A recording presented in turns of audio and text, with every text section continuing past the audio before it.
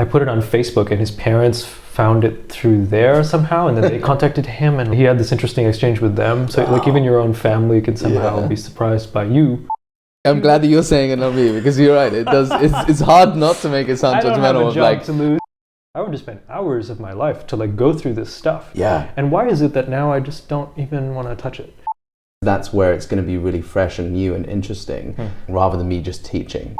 What gives you the confidence that something you know is the right way to do systems change?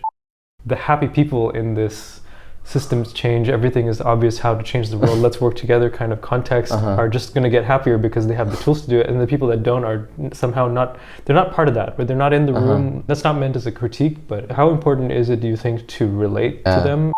A 2-hour podcast or something that somebody's laying this stuff out, and most of the time it just goes over people's heads. How do we make this more accessible for people to be able to come on that same journey and have a deeper understanding? If people hear some of my concepts, they will just be like, I just want a tangible thing. I want you to tell me the da-da-da. There's times in which it's worth giving that and simplifying. You don't want to overly complexify. But at the same time, being able to say enough just to get you to come a bit further, I think is a more interesting understanding. I recognize the sort of operating system that everyone else was playing at, kind of bird's eye view of that whole thing, and recognize how these things are subconsciously playing themselves out.